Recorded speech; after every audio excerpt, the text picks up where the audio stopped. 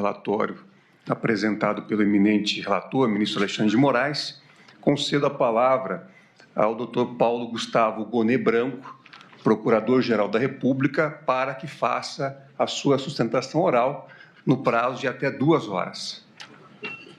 Excelentíssimo senhor ministro-presidente, ministro Cristiano Zanin, excelentíssimo senhor ministro-relator Alexandre de Moraes, excelentíssima senhora ministra Carmen Lúcia, excelentíssimo senhor ministro Luiz Fux, excelentíssimo senhor ministro Flávio Dino, senhores advogados, senhores que acompanham este julgamento.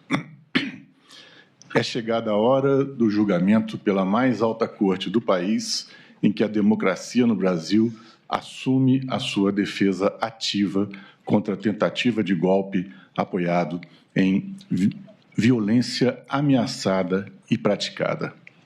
Nenhuma democracia se sustenta se não contar com efetivos meios para se contrapor a atos orientados à sua decomposição belicosa, ultrajante dos meios dispostos pela ortodoxia constitucional para dirigir o seu exercício e para gerir a transição do poder político. A ordem disposta na Constituição dispõe de meios institucionais para atalhar investidas contra ela própria e o seu espírito.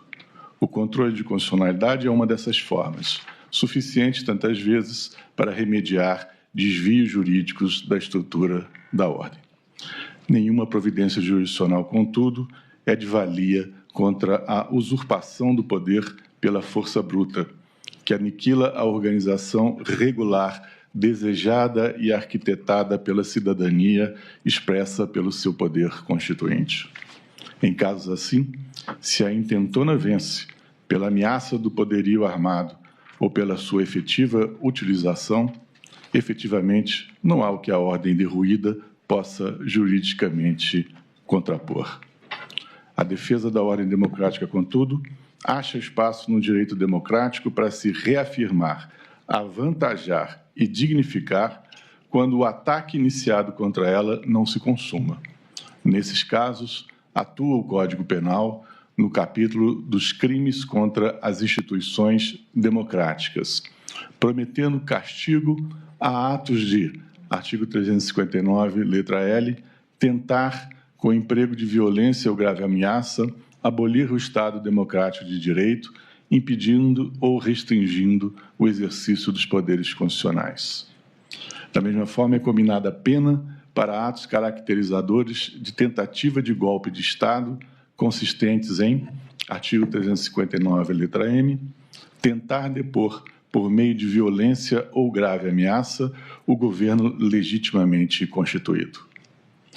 Punir a tentativa frustrada de ruptura com a ordem democrática estabelecida é imperativo de estabilização do próprio regime, opera como elemento dissuasório contra o ânimo por aventuras golpistas e expõe a tenacidade e a determinação da cidadania pela continuidade da vida pública, inspirada no protagonismo dos direitos fundamentais e na constância das escolhas essenciais de modo de convivência política.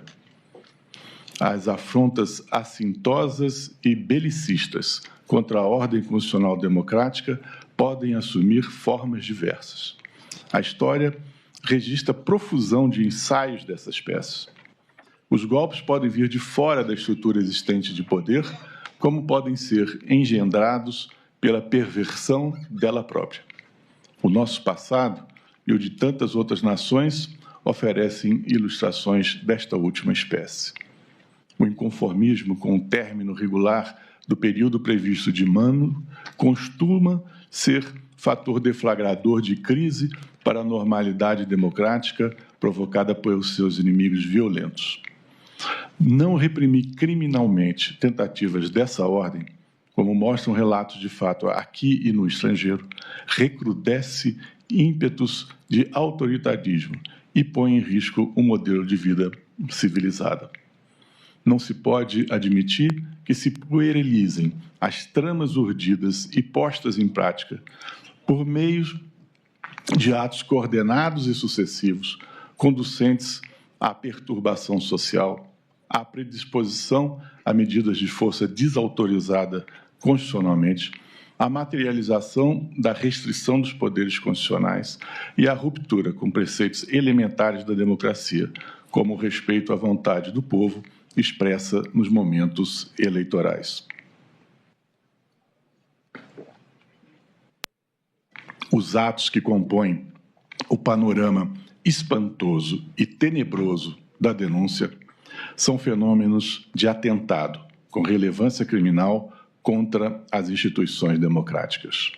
Não podem ser tratados como atos de importância menor, como devaneios utópicos anódinos, como aventuras inconsideradas, nem como precipitações a serem reduzidas, com o passar dos dias, ao plano bonachão das curiosidades tão só irreverentes da vida nacional. O que está em julgamento são atos que hão de ser considerados graves, enquanto quisermos manter a vivência de um Estado democrático de direito. Nesta fase derradeira do julgamento, permanecem inabaladas as considerações e conclusões dispostas nas alegações finais da Procuradoria-Geral da República. Nos próximos minutos, procederei a um apanhado, inevitavelmente resumido, das múltiplas ações do grupo denunciado, em que se nota uma unidade de propósito, o de impedir a chegada e o exercício do poder pelo presidente que concorria pela oposição, e o de promover a continuidade do exercício do poder pelo presidente Bolsonaro, pouco importando os resultados apurados no sufrágio de 2022.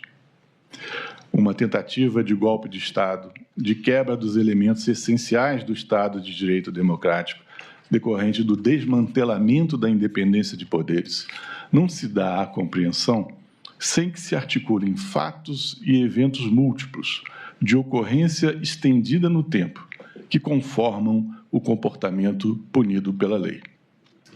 No golpe que se consuma, a fratura do regime constitucional se distingue pelo efetivo apoderamento da estrutura estatal, à margem dos mecanismos previstos na ordem jurídica, o que é de imediata percepção. Já a tentativa de insurreição depende de inteligência de eventos que, desligados entre si, nem sempre impressionam sob o ângulo dos crimes contra as instituições democráticas, mas que, vistos em seu conjunto, destapam uma unidade na articulação de ações ordenadas ao propósito do arbítrio e do desbaratamento das instituições democráticas. A denúncia apresentada neste processo, por isso até, não pode ser analisada com uma narrativa de fatos isolados. Antes, há de ser contemplada como relato de uma sequência significativa de ações voltadas para a finalidade malsã, aptas, na soma em que se integram, para provocar o resultado que a legislação pune. A idoneidade objetiva dessas ações para ensejar a ofensa ao bem jurídico tutelado se revela na composição geral dos eventos, entrelaçados pelo desígnio da quebra da normalidade democrática.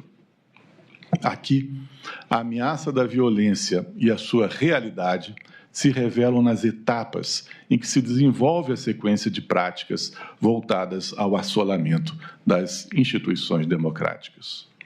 Na sua linha de desenvolvimento, ganham evidência e assumem significativa gravidade. Os fatos de que a denúncia trata nem sempre tiveram os mesmos atores. Muitos outros, mas todos convergiram dentro do seu espaço de atuação para o objetivo comum de assegurar assegurar a permanência do presidente da República da época na condução do Estado, mesmo que não vencesse as eleições e mesmo depois de haver efetivamente perdido a preferência dos eleitores em 2022.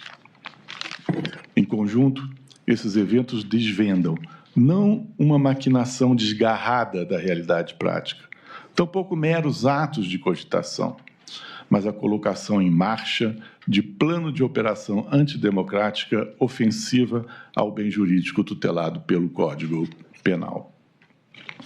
Para que a tentativa se consolide, não é indispensável que haja ordem assinada pelo presidente da República para a adoção de medidas explicitamente estranhas à regularidade constitucional. Neste caso, estaríamos no campo ainda mais contíguo ao da consumação do golpe, se não já na sua consecução. A tentativa se revela na prática de atos e de ações dedicadas ao propósito da ruptura das regras constitucionais sobre o exercício do poder, com apelo ao emprego da força bruta, real ou ameaçado. A cooperação entre si dos denunciados para esse objetivo derradeiro, sob a coordenação, inspiração e determinação derradeira do ex-presidente da República denunciado, torna nítida a organização criminosa no seu significado penal. Ainda que nem todos os denunciados tenham atuado ativamente em todos os acontecimentos relevantes na sequência de quadros em que se desdobraram as ações contra as instituições democráticas, todos colaboraram, na parte em que lhes coube, em cada etapa do processo de golpe, para que o conjunto dos acontecimentos criminosos ganhasse realidade. Entrosam-se numa concordância de sentido e finalidade. Por isso, todos os personagens do processo em que a tentativa do golpe se desdobrou são responsáveis pelos eventos que se concatenam entre si. O grau de atuação de cada qual no conjunto dos episódios da trama é questão de mensuração da culpa e da pena, mas não da responsabilidade em si pelos acontecimentos. Tem-se, a esta altura, provada a cadeia de fatos direcionados a consumar a ruptura democrática. Está visto que, em vários momentos, houve a conclamação pública pelo então presidente da República de que não se utilizassem as urnas eletrônicas previstas na legislação, sob a ameaça de as eleições não virem a acontecer, bem como de resistência ativa, armífera, contra os seus resultados. Maquinaram-se insistentes campanhas de informações falsas sobre o processo eleitoral e sobre magistrados que os dirigiam. Pretendia-se que os ânimos populares se voltassem contra o judiciário no seu órgão de cúpula e contra os resultados de derrota nas urnas, pressentidos e, afinal, confirmados. Houve a concatenação de expedientes para subtrair competências legítimas do Poder Judiciário, sobretudo do Tribunal Superior Eleitoral e do Supremo Tribunal Federal. Tudo engendrado para facilitar a consumação da usurpação do poder em etapa posterior do desenvolvimento do golpe, para o que até integrantes do gabinete do governo já estavam listados. O presidente da República, comandante-maior das Forças Armadas, reuniu os mais altos militares das três forças para dar-lhes a conhecer os seus planos. Logo mais, o ministro de Estado da Defesa, ele mesmo, convocou os comandantes militares para revelar-lhes a estratégia a ser adotada.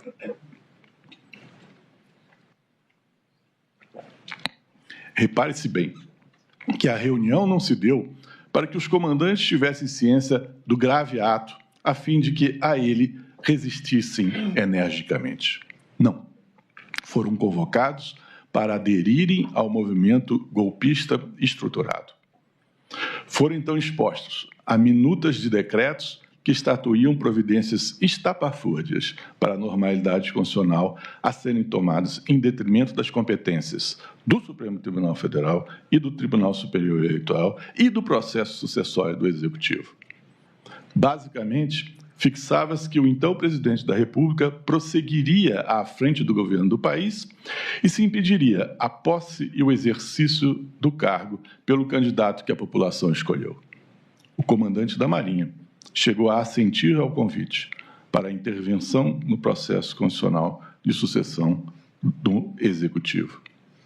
Não é preciso esforço intelectual extraordinário para reconhecer que, quando o presidente da República e depois o ministro da Defesa convocam a cúpula militar para apresentar documento de formalização de golpe de Estado, o processo criminoso já está em curso.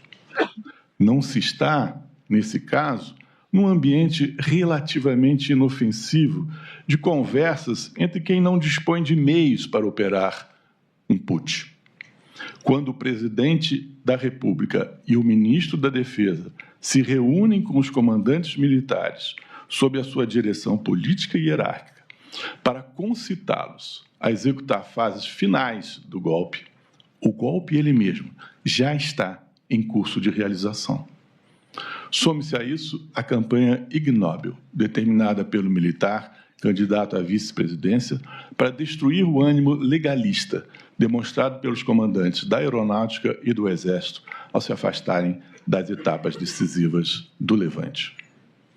A campanha pela adesão dos comandantes dessas duas forças prosseguiu não somente pela pressão difamatória de grupos sociais, como também por meio de carta pública de militares conjurando comportamento insurrecionista.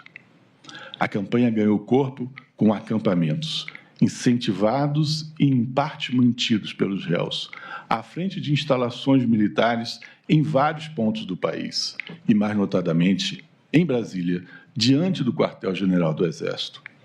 Ali, com demonstrações diversas, com faixas e discursos inflamados, pedia-se a intervenção militar, nada diferente de golpe militar. Passados mais alguns meses, o público, seduzido pelo discurso de inconformismo com a ordem constitucional, passou à ação física. O momento culminante da balbúrdia urdida se deu em 8 de janeiro de 2023, com a tomada dos prédios que cediam os poderes, com articulada destruição física do patrimônio público e histórico nacional. Mas, já antes, também houve ações de violência acordante com os desejos do grupo, ao tempo da diplomação do novo presidente da República, como a invasão da sede da Polícia Federal em Brasília e atos típicos de terrorismo, como o atear fogo em automóveis e ônibus na capital. Chegou-se ao extremo da aproximação do aeroporto de Brasília de caminhão repleto de combustível destinado à explosão. A instauração do caos era explicitamente considerada etapa necessária do desenrolar do golpe, para que se atraísse a adesão dos comandantes do Exército e da Aeronáutica. Ao lado disso, a organização criminosa atuava em setores de inteligência para monitorar populações e autoridades, a fim de viabilizar etapas do movimento golpista. Ao tempo do segundo turno das eleições de 2022, agentes na Polícia Rodoviária Federal mapearam localidades em que o candidato da oposição somara a mais expressiva votação no Nordeste, com vistas a criar barreiras artificiais a que esta população conseguisse aceder aos postos de votação. Paralelamente, se punha em execução o sinistro plano de prisão e eliminação do ministro do Supremo Tribunal Federal, que presidia o Tribunal Superior Eleitoral, bem como dos candidatos eleitos à presidência e à vice-presidência da República. Essa etapa do golpe foi minuciosamente planejada, com descrição escrita de estágios e de finalidades.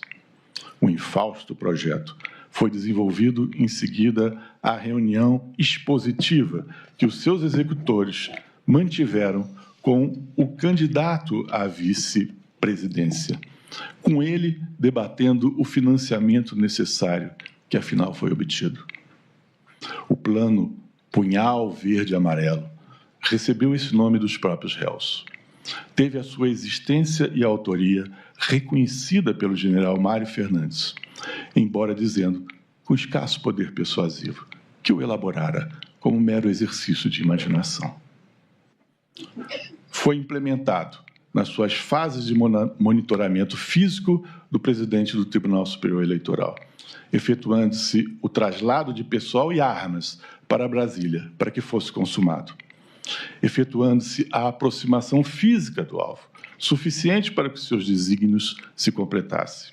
Apenas não se consumou, porque não aconteceu o ato esperado naquele momento de formalização pública do golpe por decreto do presidente da República.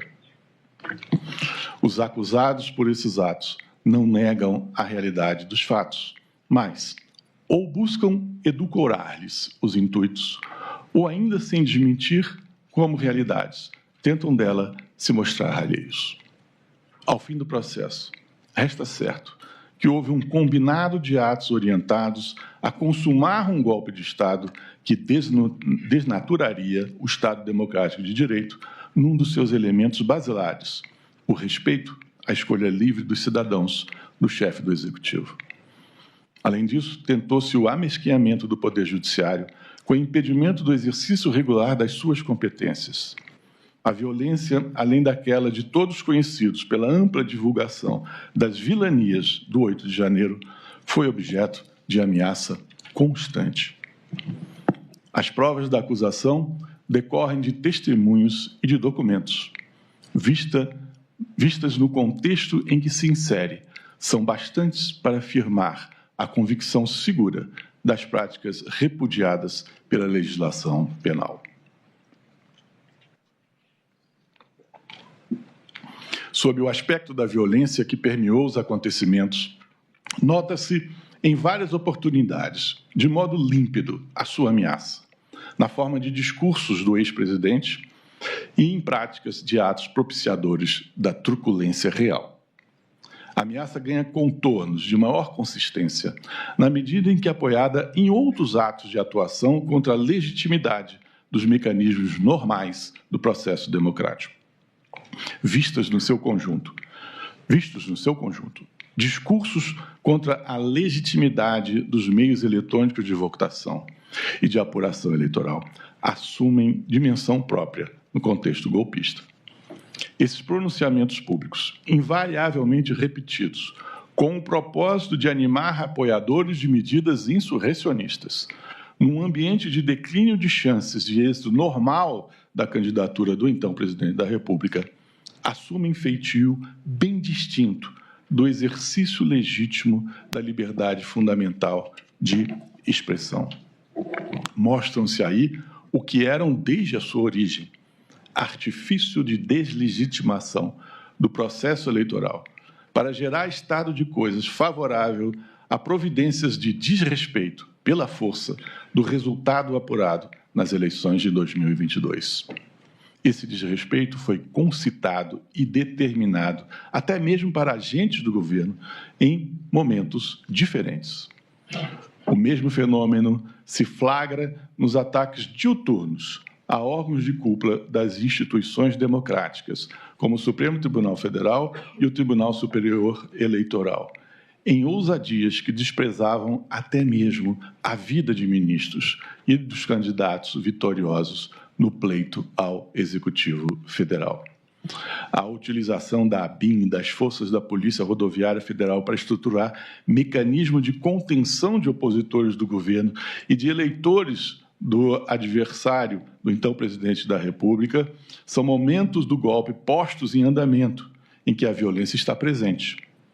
O uso do monopólio da força pelo Estado para fins de inibição dos direitos fundamentais dos cidadãos configura ato violência por si, ato violento em si. E é inegável a presença real dessa realidade nas providências adotadas por integrantes da Polícia Rodoviária Federal de retenção de eleitores com o objetivo de atrasá-los no caminho para as urnas. Eleitores estes selecionados a partir do estudo regionalizado do seu pendor por votar no candidato de oposição ao ex-presidente da República denunciado. Da mesma forma, se qualifica no domínio do termo violência a convocação de responsáveis por tropas militares para ultimar medidas de quebra da Constituição. A incitação a movimentos de repúdio ao resultado eleitoral, minuciosamente concatenada por longo tempo, acolhia a violência física que efetivamente se deu, e de modo crescente, a partir do resultado das urnas de 30 de outubro de 2022. O apoio da organização criminosa a acampamentos em frente a quartéis em várias localidades, em especial em frente ao quartel-general do Exército em Brasília, onde se clamava abertamente por intervenção militar e intervenção federal por parte das Forças Armadas, vale dizer, onde se exortava ao putsch, igualmente se insere no contexto da atuação efetiva por atitude de ruptura com a democracia por meio da violência. Paralisação forçada de caminhoneiros, flagrantes de atentados à bomba, convulsão nas ruas de Brasília em seguida à perda das eleições pelo ex-presidente da República, são atos de violência que se vinculam ao atentado posto em curso contra as instituições democráticas. O apogeu violento desses atos previstos, admitidos e incentivados pela organização criminosa ocorreu no dia 8 de janeiro de 2023, com a tomada por turba de apoiadores do ex-presidente da República das sedes de todos os 3 poderes federais, com depredação generalizada, sob gritos e urros em civis, mas com método e organização, acarretando feridos e saldo de elevados prejuízos materiais. Organização e método, a propósito, permeou o processo criminoso. Havia previsão de medidas de intervenção inaceitáveis constitucionalmente sobre o exercício das atividades do Poder Judiciário, elaboração de estrutura de poder a ser construída no desenrolar do golpe, bem como acertos de prisões espúrias e substituição de titulares de cargos públicos. Minutas de decretos instituindo essas providências foram encontradas e referidas, bem como até de discurso a ser proferido pelo ex-presidente da República logo após a consumação do golpe.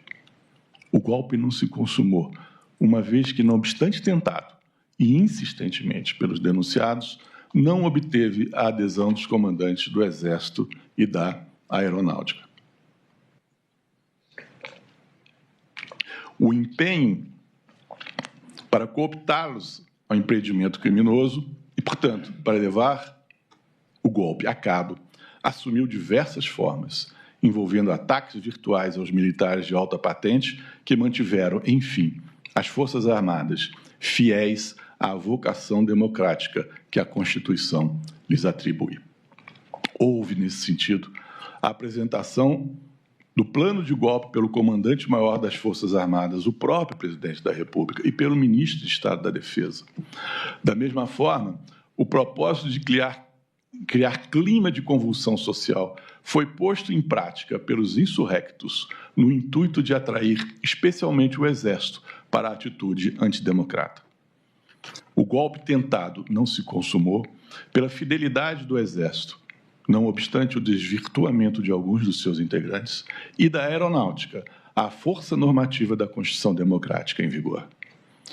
Todos esses acontecimentos descritos na denúncia estão confirmados pelas provas de que os autos estão refertos. É útil referir que as provas mais eloquentes foram sendo descobertas pela argúcia das investigações encetadas pela Polícia Federal. Aconteciam mais das vezes de elas serem confirmadas adiante pelo colaborador Mauro Cid. A denúncia revela com precisão e riqueza de detalhes a estruturação e atuação de organização criminosa entre meados de 2021 e início de 2023, com um claro propósito de promover a ruptura da ordem democrática no Brasil.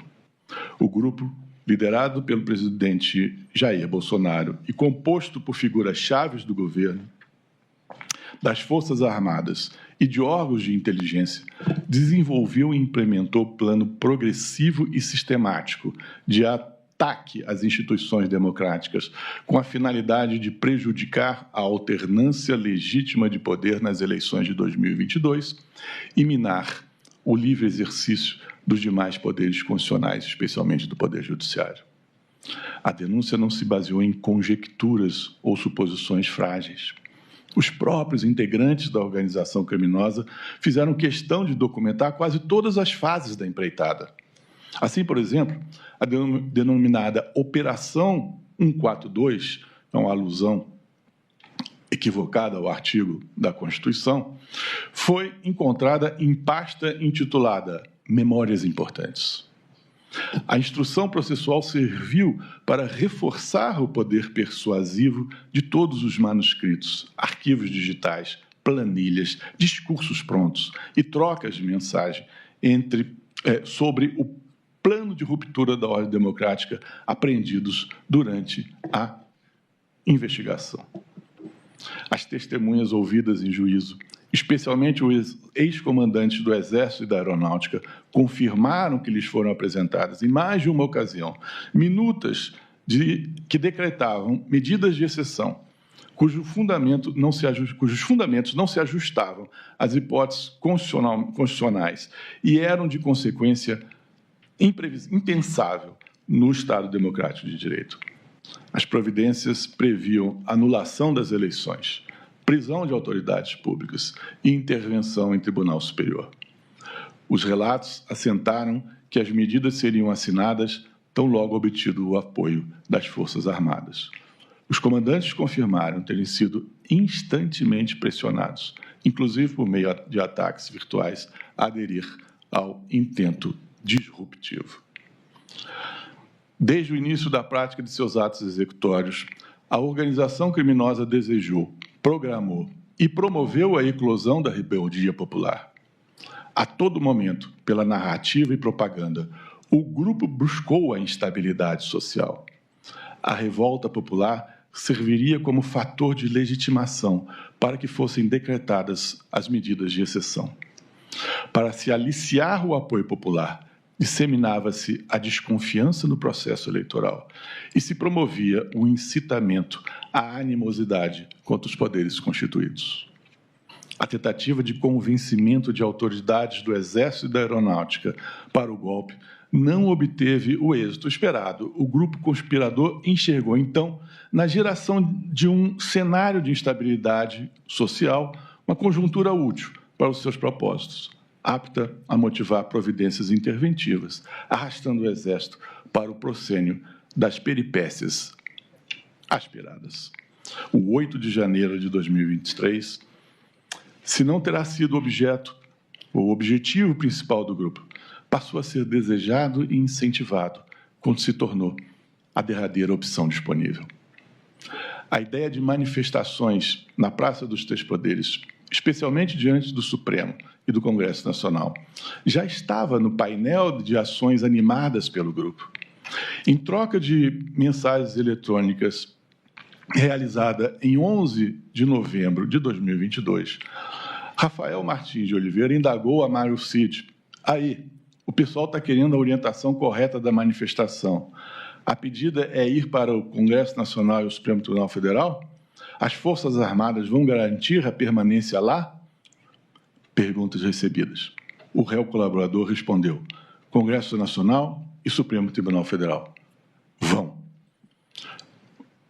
Os acampamentos de apoiadores e propugnadores do golpe na frente das organizações militares, sobretudo do Exército, eram incentivados, sendo parte importante da estratégia. Apurou-se que, em 2 de novembro de 2022, em 5 de novembro de 2022, em 13 de novembro de 2022 e em 18 de novembro de 2022, Mário Fernandes, à época chefe substituto da Secretaria-Geral da Presidência, esteve pessoalmente no acampamento montado em Brasília, conforme fotografias encontradas no seu dispositivo celular.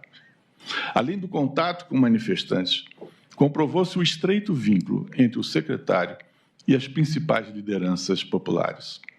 Foram fartas as comunicações entre Mário Fernandes e o líder de movimento de caminhoneiros, Lucas Durlo, que revelaram o suporte moral e material fornecido pelo governo de Bolsonaro às manifestações antidemocráticas. Os autos estampam diversos pedidos de orientações ao presidente da República por via de Mário Fernandes sobre como proceder nas atividades dos acampados. Mauro César Barbosa Cid confirmou que Bolsonaro deliberadamente estimulava a expectativa da população a fim de provocar situação que justificasse a intervenção das Forças Armadas.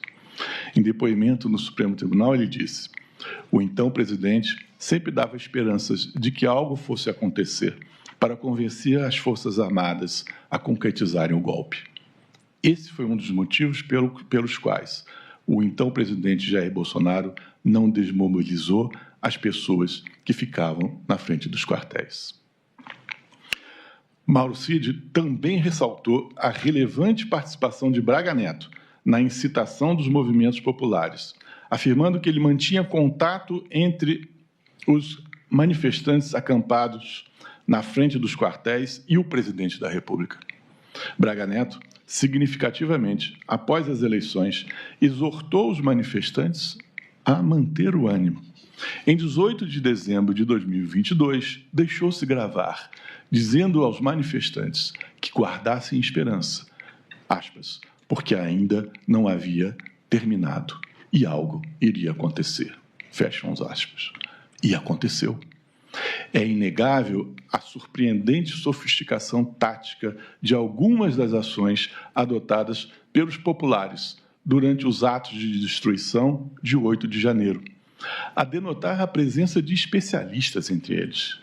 Ganha crédito o informe de Mauro Cid sobre a inserção nos acampamentos militares com formação de militares com formação em forças especiais, os chamados kids pretos, altamente treinados em, aspas, operações de guerra irregular. Durante a invasão, objetos comuns foram usados de forma estratégica. Grades de segurança foram habilidosamente improvisadas como escadas, para permitir o acesso à parte superior dos edifícios. Mangueiras de incêndios foram acionadas pelos agressores de forma coordenada para dissipar os gases das bombas de intervenção tática lançadas pelas forças de segurança. A utilização criativa de equipamentos indica conhecimento prévio de estratégias de combate e capacidade de improvisação, que garantiram o prolongamento da ofensiva contra as instituições democráticas. A identificação de técnicas de guerrilha, somadas à influência dos kids pretos, aponta para uma ação muito mais complexa do que a de uma mera explosão improvisada, desconexa e amadora de um genérico descontentamento popular. Evidenciou-se que a organização criminosa contribuiu, até o último momento, para que a insurgência popular levasse o país a um regime de exceção. Os integrantes da estrutura criminosa conheciam o intuito de criação do cenário de comoção social. Desde 2021, adotava-se a tática de gerar desconfiança e animosidade contra as instituições democráticas. Todos aderiram à organização criminosa, cientes de que defendia o presidente Jair Bolsonaro e contribuíram em divisão de tarefas para a consumação do projeto autoritário de poder. O desfecho era previsto por todos e correspondia ao móvel central do grupo, atrair o disposto no artigo 29 do Código Penal. A organização criminosa documentou, como dito, a quase totalidade das ações narradas na denúncia por meio de gravações, manuscritos, arquivos digitais, planilhas e trocas de mensagens eletrônicas, tornando ainda mais perceptível a materialidade delitiva. Não há como negar fatos praticados publicamente, planos apreendidos, diálogos documentados e bens públicos deteriorados. Se as defesas tentaram minimizar a contribuição individual de cada acusado e buscar interpretações distintas dos fatos, estes mesmos fatos, contudo, não tiveram como ser negados. Encontra-se materialmente comprovada a sequência de atos destinados a propiciar a ruptura da normalidade do processo sucessório. Não há dúvida de que a organização criminosa quis desacreditar publicamente o sistema eletrônico de votação, valendo-se de recursos e de agentes públicos. Mobilizou também o braço armado do Estado, tanto para prejudicar a livre manifestação de vontade popular, quanto para ensejar permanência no poder, de modo desvinculado do processo eleitoral após a derrota nas urnas. Assim é que fatos e atos que as ilustradas defesas pretendem ser anódinos, ganham sentido criminal como elos de sequência necessária e voltada para fins de golpe. Dessa forma, se entende o vídeo da live de 29 de julho de 2021, em que o ex-presidente da República assegurou, ameaçador, que as Forças Armadas estariam prontas para agir a qualquer tempo. Comprovou-se que o então presidente atuou para que narrativa falaciosa fosse replicada por todos os meios e canais. No dia 3 de agosto de 21, em entrevista amplamente divulgada por veículos de imprensa, o então presidente sugeriu, em tom inequívoco, a adoção de medidas de força contra o Poder Judiciário, focando em tribunais superiores.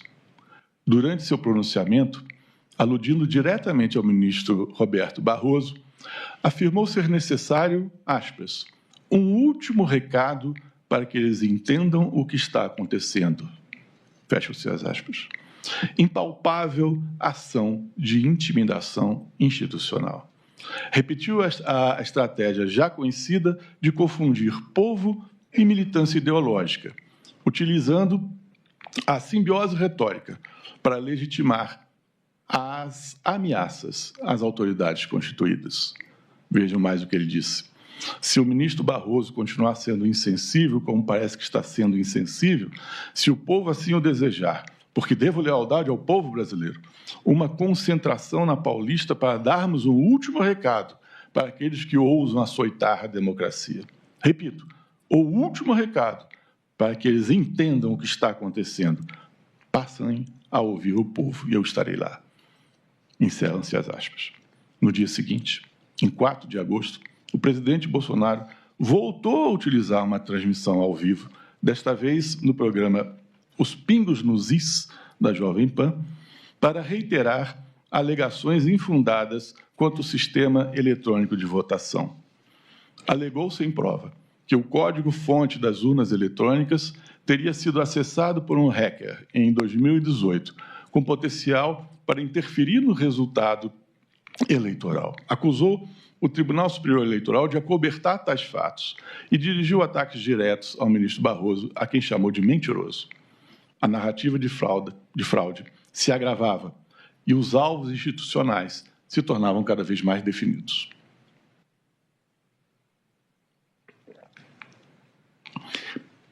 A estratégia golpista articulada alcançou novo patamar de radicalização nos discursos públicos proferidos pelo presidente em 7 de setembro de 2021, tanto na esplanada dos ministérios em Brasília, quanto na Avenida Paulista em São Paulo. Aproveitando-se do prestígio da data cívica, o então presidente tornou a insuflar a militância contra os ministros do Supremo Tribunal Federal e do Tribunal Superior Eleitoral, em mais uma etapa do plano de subversão da ordem constitucional. Em seu pronunciamento na Avenida Paulista, de novo atacou o sistema eletrônico de votação, qualificando-o como farsa, porventura patrocinada pelo TSE. Os ataques foram direcionados especialmente aos ministros Roberto Barroso e Alexandre de Moraes, então presidentes, respectivamente, do Tribunal Superior Eleitoral e do inquérito das fake news no Supremo. Referindo-se ao presidente do Supremo Tribunal Federal, o ministro Luiz Fux, o réu elevou o tom das ameaças e repetiu o ultimato, aspas, ou o chefe desse poder enquadra o seu, ou esse poder pode sofrer aquilo que não queremos, porque nós valorizamos, reconhecemos e sabemos o valor de cada poder da República. Encerram-se as aspas.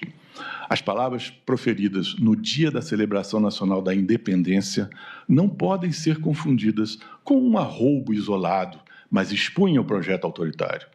O presidente incitava desabridamente a animosidade contra o Poder Judiciário e os seus integrantes. A escalada verbal foi acompanhada por manifestações organizadas, em que apareciam faixas com pedido de intervenção militar. Foi nesse contexto que o presidente Jair Bolsonaro tornou pública, no Dia da Pátria, a sua recusa em aceitar uma alternância democrática de poder em frases como não poderia participar de uma farsa como essa patrocinada pelo TSE. E esta outra, só saio preso, morto ou com vitória. quero dizer aos canalhas que nunca serei preso.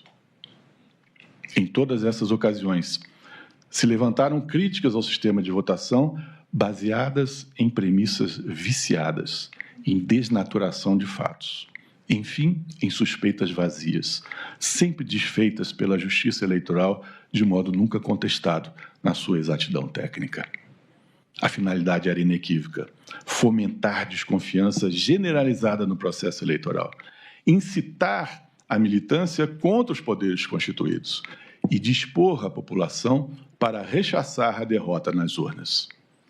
A apropriação das estruturas, datas cívicas e símbolos estatais em favor dessa narrativa indicam a gravidade do desvio de finalidade. Procurava-se revestir de legitimidade uma trama de ruptura. As constantes manifestações do presidente nessa diretriz se inseriam na estratégia de disseminação sistemática de inverdades e mobilização ideológica, disposta para a fidelização de sua base de aliados e para o desgaste dos alicerces democráticos. Foram apreendidos manuscritos e arquivos eletrônicos reveladores do plano de desacreditar reiteradamente o processo eletrônico de votação. O planejamento prévio de fabricação de discurso contrário às urnas eletrônicas está demonstrado na agenda apreendida na residência de Augusto Heleno e em arquivos encontrados com Alexandre Ramage. Nele se verifica a estruturação de diversos ataques à confiabilidade das urnas eletrônicas. A escalada da agressividade discursiva não era episódica nem improvisada. Integrava a execução de propósito orientado à corrosão progressiva da confiança pública nos procedimentos democráticos. A deslegitimação seletiva de agentes do Estado, especialmente ministros do STF e do TSE, cumpria a função de predispor a opinião pública para as ações excepcionais, apresentadas como reativas e não golpistas. É interessante observar que, nas últimas décadas, em todo o mundo, a dinâmica do autoritarismo tem início no desmonte dos órgãos de controle, como o judiciário, em especial as cortes constitucionais. Essas instituições são essenciais para o equilíbrio democrático. Funcionam como guardiões dos valores constitucionais permanentes, que, não raro, contrastam com ímpetos populistas nos instantes de maior efervescência política. E é justamente desses arroubos que depende a marcha do autoritarismo. Não é à toa que o Supremo Tribunal Federal e o Tribunal Superior Eleitoral se tornaram alvos ostensivos e prioritários do ataque dos grupos. Assim, em procedimento de busca e apreensão, foi descoberta gravação de reunião ministerial ocorrida em 5 de julho de 2022, promovida pelo presidente Bolsonaro, acompanhado de seu ajudante de ordens, Mauro Cid, com a presença de ministros de Estado, comandantes das Forças Armadas e outras autoridades do alto escalão do governo federal. Ali se urdiu a tática de ataque ao sistema eleitoral vigente. Participaram do encontro Anderson Torres, Augusto Heleno, Mário Fernandes, Almir Garnier e Paulo Sérgio Nogueira, além de Walter Braga Neto, e dos comandantes do Exército, da Marinha e da Aeronáutica. No início da reunião, o presidente acusou o narcotráfico de financiar o seu adversário, Luiz Inácio Lula da Silva, e outros presidentes da América do Sul. Atribuiu às urnas eletrônicas do TSE uma manipulação antecipada dos resultados, afirmando que os números já estão dentro dos computadores. Exigiu, afinal, que os ministros replicassem a sua narrativa sobre a suposta vulnerabilidade das urnas. Anunciou mais que se reuniria com embaixadores de países estrangeiros lotados no Brasil para mostrar o que está acontecendo e reiterar as suas alegações de fraude. Dirigiu ataques diretos aos ministros Fachin, Barroso e Alexandre de Moraes, questionando-lhes a imparcialidade e acusando o Supremo Tribunal Federal de ser um super-supremo, que atuaria, nas suas palavras, fora das 4 linhas da Constituição. A pressão sobre participantes foi reiterada por Anderson Torres, Walter Braga Neto, Paulo Sérgio Nogueira, Augusto Heleno e Mário Fernandes, tornando-se explícita a unidade de desígnios do grupo, voltada à rejeição antecipada da vontade popular. Na ocasião, Jair Bolsonaro chegou a interromper o general Augusto Heleno, quando este revelou que a ABIN continuava sendo instrumentalizada para fins ilícitos, no caso, para a infiltração de agentes nas campanhas eleitorais. A interrupção se deu pelo receio de vazamento. A reunião se encerrou, deixando clara a intenção de deslegitimar o resultado eleitoral, estimular a difusão de fake news e articular discurso de insurgência institucional. Pouco depois, conforme anunciado na reunião ministerial de 5 de julho, o presidente Jair Bolsonaro, na condição de chefe de Estado, convidou formalmente os mais altos representantes diplomáticos estrangeiros acreditados no Brasil, bem como autoridades nacionais, para um encontro no dia 18 de julho, no Palácio da Alvorada. Na ocasião, proferiu novamente discurso com investidas infundadas sobre a confiabilidade do sistema eletrônico de votação e apuração adotado pelo Tribunal Superior Eleitoral. O então presidente alertou que, sob esse sistema, estava-se na iminência de se realizarem eleições viciadas e ilegítimas, que estariam maliciosamente dirigidas para beneficiar o seu principal adversário com o beneplácito de ministros do Supremo Tribunal Federal e do Tribunal Superior Eleitoral. O discurso antidemocrático ganhou difusão pelo país por meio de sistemas de televisionamento público federal e mediante reprodução em redes sociais do réu, com o que alcançou o conjunto dos eleitores brasileiros e não apenas os representantes diplomáticos. O discurso solene, proferido pelo chefe de Estado, procurava revestir de aparente verossimilhança as alegações falaciosas. Reiterando diversas falas anteriores, reforçava a estratégia da organização de comprometer a estabilidade institucional e preparar também a comunidade internacional para a rejeição dos resultados das urnas. Pouco depois, iniciou-se o período eleitoral no mês de agosto de 2022. Até a chegada do pleito eleitoral, as informações falsas sobre o sistema eletrônico de votação continuaram sendo difundidas pelo réu e pela organização criminosa de forma contínua, especialmente por meio virtual.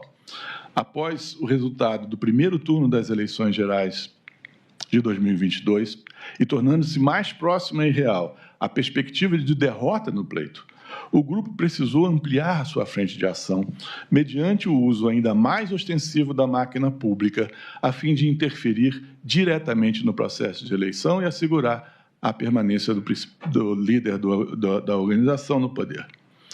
Os réus se utilizaram especialmente da estrutura da Polícia Rodoviária Federal sob o comando de Silvinei Vasquez para obstruir o funcionamento do sistema eleitoral. A estratégia era de dificultar a participação dos eleitores que fossem presumidos contrários ao então presidente. E o plano foi posto em prática. Na implementação do esquema antidemocrático, o grupo contou com significativa atuação de Anderson Torres, Marília Alencar e Fernando Oliveira, que mais adiante integrariam a cúpula da Secretaria de Segurança Pública do Distrito Federal, responsável pelo emprego das forças de segurança nos atos de insurgência de 8 de janeiro de 23. O intento de utilização da estrutura do Estado em benefício do candidato à reeleição ficou explícito na produção de um Business Intelligence, BI, dedicado aos resultados eleitorais. O objetivo era coletar informações sobre os locais onde Lula da Silva havia obtido uma votação expressiva no primeiro turno e onde Bolsonaro havia sido derrotado, com foco especial nos municípios da região Nordeste. Durante as reuniões de apresentação e discussão do policiamento direcionado, os principais executores do intento explicitaram aos presentes o objetivo de propiciar a permanência de Jair Bolsonaro no poder. Essa meta foi reconhecida nos depoimentos prestados pelas testemunhas Adiel Alcântara e Clepson de Paula Vieira.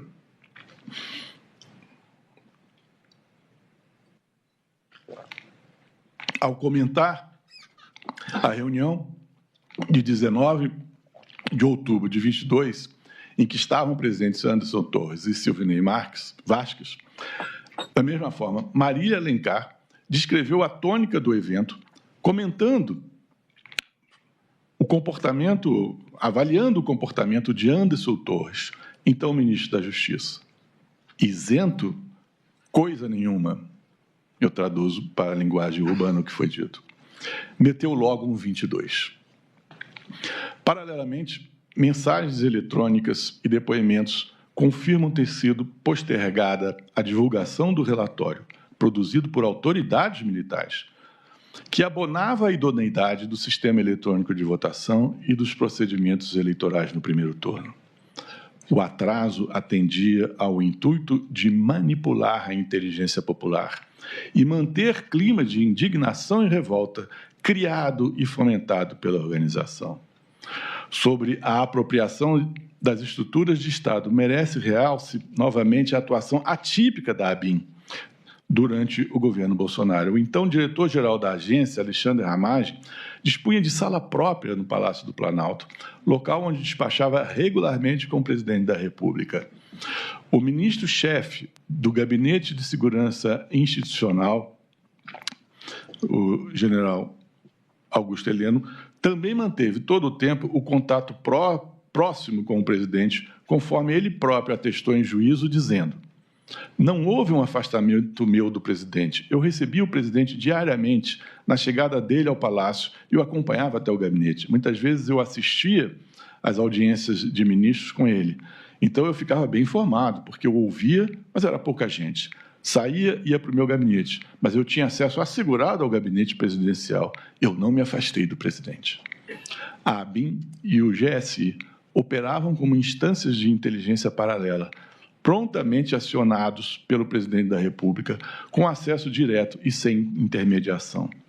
Esse núcleo atuava como central de contra-inteligência da organização, utilizando indevidamente ferramentas de pesquisa e monitoramento da ABIN para espionar, sem autorização judicial, adversários políticos. Ainda, documentos apreendidos com Ramage e Heleno, destinados a orientar as ações de Jair Bolsonaro, revelam que estava em pauta a adoção de providências formais de descumprimento de ordens judiciais que o Executivo considerasse manifestamente ilegais. Outro braço da organização cuidou de obter de um instituto dedicado a assuntos eleitorais documento que afirmava que Bolsonaro ganhara as eleições, uma vez computadas as urnas válidas, que consideravam válidas. Afirmava-se que técnico altamente qualificado teria descoberto que apenas as urnas fabricadas em 2020 deveriam ser consideradas aptas para o funcionamento. Se fosse esse o caso, as eleições teriam sido vencidas por Jair Bolsonaro. Descobriu-se, porém, que o relatório técnico fora deturpado nos seus termos, que o seu autor não admitira em nenhum tempo que parte das urnas seria imprópria, tendo, ao contrário, sustentado não haver nenhuma evidência válida que corroborasse semelhante tese. Ainda assim, o relatório subsidiou provocação ao TSE, que descartou de logo a sua utilidade. O relatório e a decisão da Justiça tornaram-se instrumentos de manipulação das bases populares do governo, servindo para acendrar desconfianças e ao vitimismo do presidente não reeleito. A organização criminosa se empenhou na execução dos planos operacionais de instauração de balbúrdia social. É o que se verificou da reunião realizada em 12 de novembro de 2022, na residência funcional do general Braga Neto, com a presença de Rafael Martins de Oliveira, Hélio Ferreira Lima e Mauro Cid.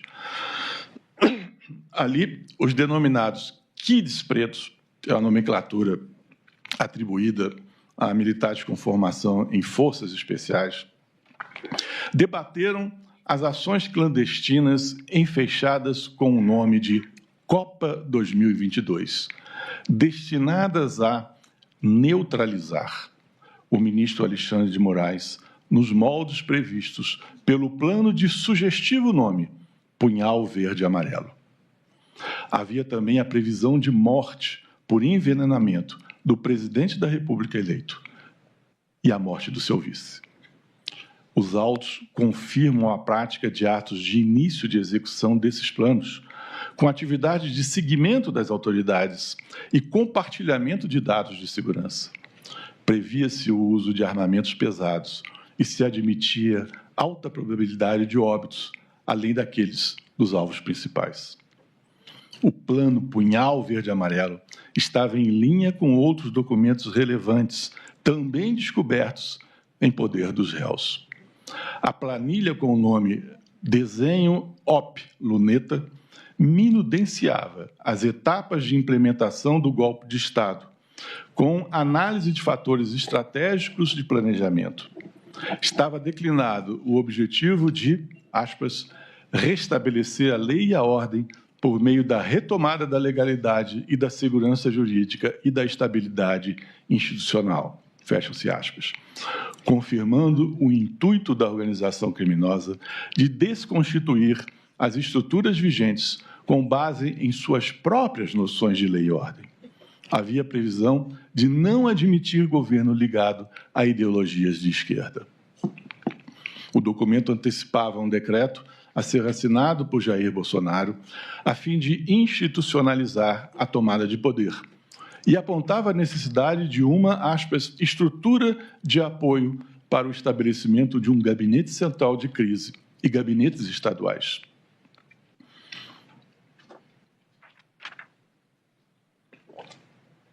Outros documentos físicos apreendidos na sede do Partido Liberal, de conteúdo muito semelhante, reforçam a unidade de desígnios dos integrantes da organização criminosa e a ação coordenada em favor de Jair Bolsonaro.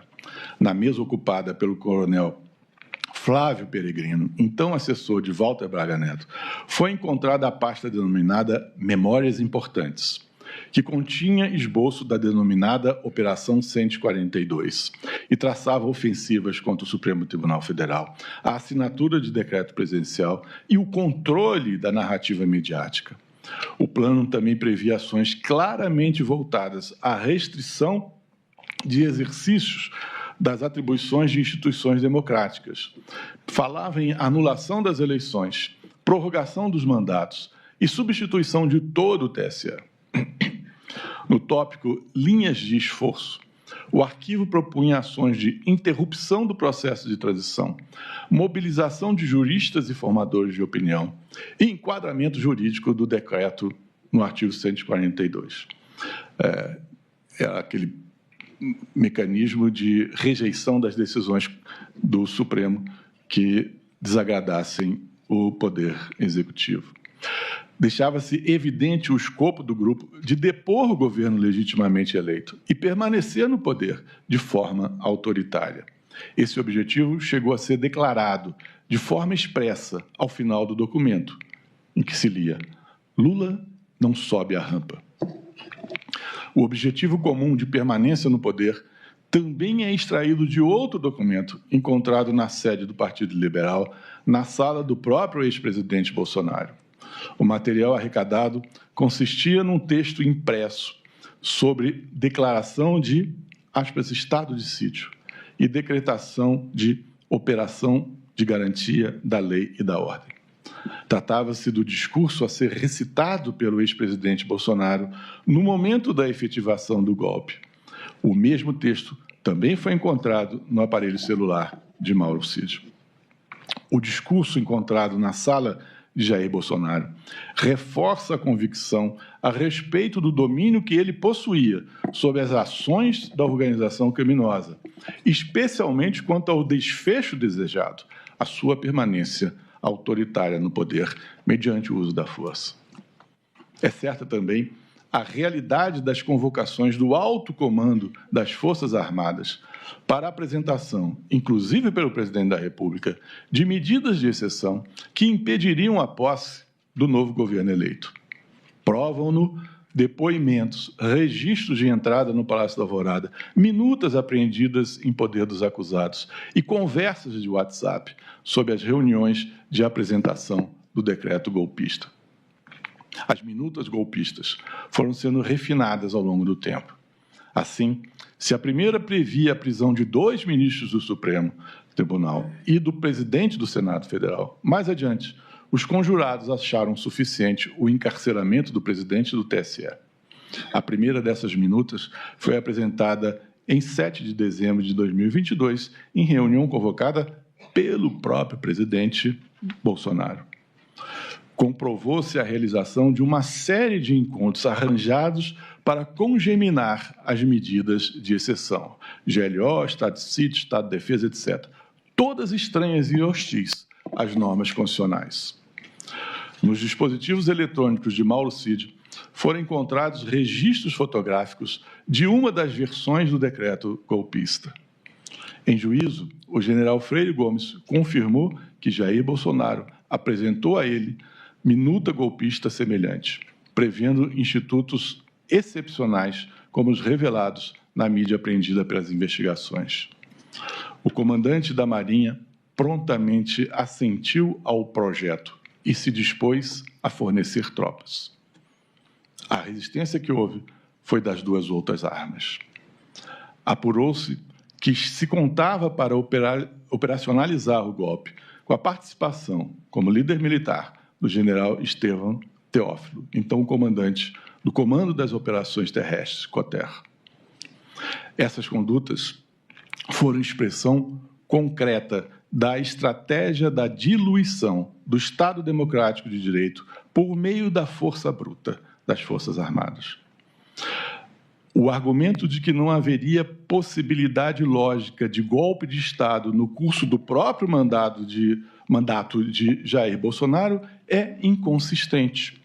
O sujeito ativo do delito pode ser qualquer pessoa, inclusive o próprio chefe do Executivo. O crime de golpe de Estado, previsto no artigo 359-M do Código Penal, não visa a proteger a figura pessoal do governante, mas sim a forma legítima de exercício do poder político. O bem jurídico tutelado é a ordem democrática como expressão institucional da soberania popular, e não a integridade física ou moral do chefe de governo. Isso significa que a norma penal incide sempre que se tenta romper, de forma violenta ou com ameaça de força, o ordenamento constitucional, ainda que isso se dê por ação daquele que legitimamente ascendeu ao poder anteriormente. O autogolpe, nesse cenário, é também golpe punível, consistindo em desvio funcional gravíssimo, já que se origina dentro das instituições e opera contra elas. Antes de encerrar, observo que, por ocasião das alegações finais, a Procuradoria-Geral da República reafirmou a validade do acordo de colaboração premiada celebrada por Mauro Cid na Polícia Federal. Os relatos de Mauro Cid foram úteis para o esclarecimento dos fatos relacionados à investigação. Embora a Polícia Federal tenha descoberto a maior parte dos eventos descritos na denúncia de forma independente, a colaboração de Mauro Cid acrescentou-lhes profundidade. A manifestação final da Procuradoria buscou, entretanto, refletir o valor das contribuições ao processo investigativo, ponderando omissões percebidas. Sabidamente, o acordo de colaboração é negócio jurídico em que o réu reconhece a prática dos delitos. Daí ser de se desprezar, por paradoxal, a negativa expressa no instante das alegações finais de participação no empreendimento criminoso delatado.